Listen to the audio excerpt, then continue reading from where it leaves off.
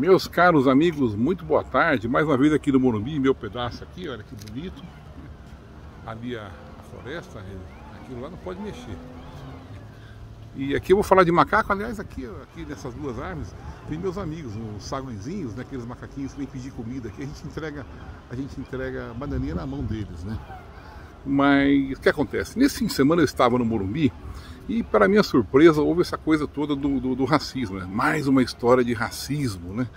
E eu fiquei pensando, primeira coisa, antes de ver o vídeo, eu fiquei pensando, poxa, se fosse no La Bombonera, né, onde só tem, os argentinos são predominantemente brancos, né, ou então na Sibéria, né, num país assim, né, você pode falar, não, realmente aconteceu num lugar público, né, um ato de racismo violento, né, os caras foram lá e xingaram de macaco alguém e tal, mas gente, entendeu, foi no Morumbi, com 50 mil pessoas, ou seja, havia um São Paulino que foi filmado lá, etc, né?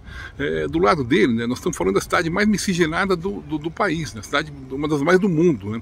Onde certamente do lado dele, se ele estava chamando alguém de macaco por ser negro, né? Do lado dele havia negros, mulatos, japoneses, coreanos, italianos, alemães, etc, né? Então, poxa, qual o sentido do cara arrumar confusão sendo que do lado dele havia negros também, né? Será que só tem negro na torcida do Fluminense, né? Quer dizer, o cara, seria ridículo o cara falar um negócio desse e não tem coerência, não fecha a conta, entendeu? Não bate o negócio.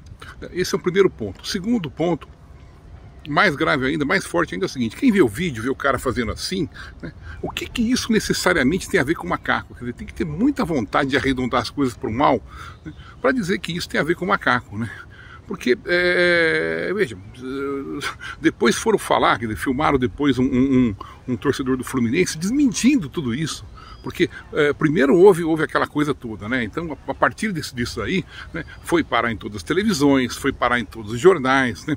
O Fantástico fez uma reportagem detonando, né? Aí o cara vai lá e entrevista associações, ONGs, grupos não sei do que, né? Vai lá procurar falar com o bisneto do Zumbi dos Palmares, né? Olha, o que aconteceu, o que vocês acham do racismo, que você está sofrendo racismo, aí busca, faz uma narrativa totalmente conveniente, né, para dizer que houve um caso absurdo de racismo. Vamos primeiro deixar a coisa bem clara, né, para não incomodar os idiotas, né? Ninguém aqui está defendendo o racismo, ou falando nada a favor de racismo. Estou dizendo que nesse caso específico não houve racismo, né? E vai ser comprovado agora, aliás, foi comprovado, porque depois disso, quer dizer, depois dessa imagem que não tem nada a ver, que não necessariamente quer dizer que houve racismo, né, veio o torcedor do Fluminense, um sujeito primeiro de caráter ótimo, né, um cara muito lúcido, fez uma gravação e disse o seguinte: gente, eu estava na divisa ali, né? E tem que deixar uma coisa bem clara também antes de falar o que ele falou, né? Na divisa de um estádio de futebol, eu já fui a mais de 1.500 jogos, né? Na divisa do estádio, as pessoas falam tudo, então mexe uma com a outra, xinga, provoca, discute, etc. Isso é normal de futebol, né? E não tem nada a ver com racismo. Quem está ali, então, está sujeito a isso. E esse torcedor do Fluminense falou o seguinte, falou: olha, eu estava ali, eu bati boca com o cara, em nenhum momento ele fez nenhum gesto racista. O gesto que ele fez, e aí tem testemunha da torcida inteira do Fluminense para dizer isso, foi porque ele estava, porque na frente dele passou um sujeito fortão, marombado, que é assim, né, que ele fez assim, querendo dizer, olha, esse sujeito marombado aí, sei lá, se ele gostou, ridículo, não sei, aí é outra interpretação, mas nenhuma interpretação pode arredondar para o mal, né, convenientemente para o mal, para o racismo. Não houve nada disso. E o cara falou: olha, eu dou o depoimento que quiser, eu falo onde quiser, mas obviamente isso não vai interessar a ninguém, porque as pessoas só querem o lado ruim, né? O importante é destruir com a vida do cara, o importante é que o cara seja cancelado nas redes, que a família dele o condene, que o chefe dele o manda embora, que ele seja perseguido na rua, né? Porque afinal esse cara é um monstro, né? Ele fez assim, então ele é um racista da pior espécie, né? Que tem que ser perseguido, destruído, né, e tem que ser morto até, né. Então, nos dias de hoje, é engraçado a indignação seletiva, né.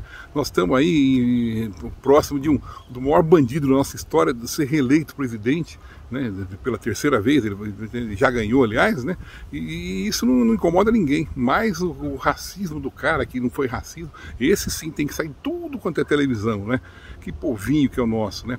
Mas, continuando essa história, outra coisa interessante também, né? A torcida também se manifestou, né? Disse que não, né?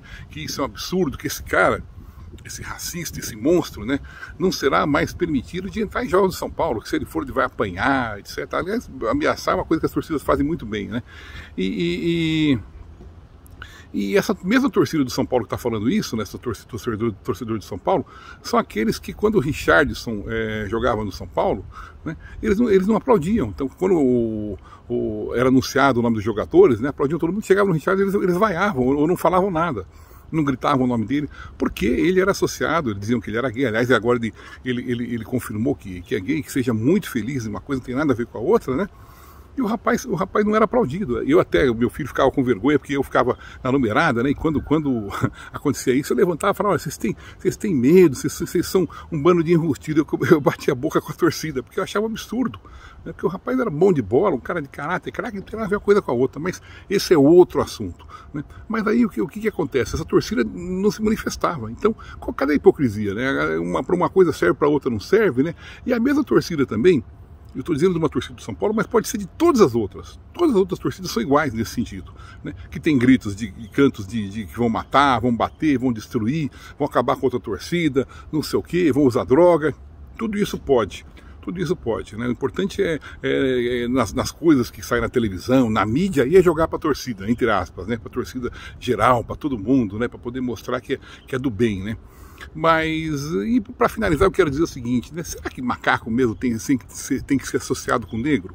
Né? Porque você tem lá macaco branco, macaco marrom, macaco de bunda amarela, macaco de todas as cores, né?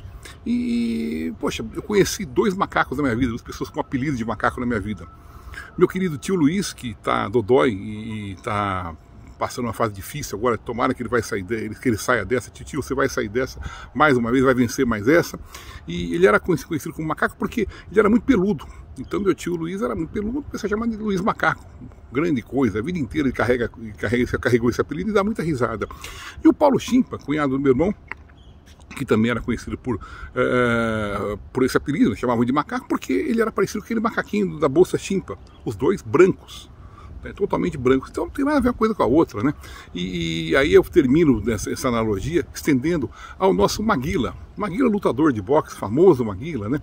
Que durante muito tempo teve na mídia, né? Agora desapareceu, tadinho, soube que ele está doente.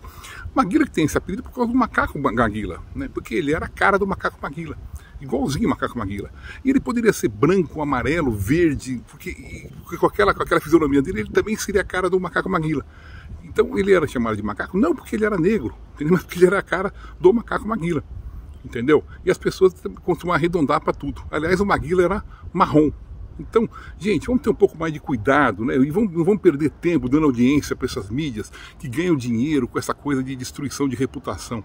Chega disso, a gente é melhor do que isso. O país precisa andar para frente nesse sentido, parar com essa coisa de nós contra eles, quem não está comigo está semigo, né? E tudo mais, né? O ódio tem que ficar para trás, especialmente o ódio construído pela imprensa, esse ódio conveniente deles, tá bom?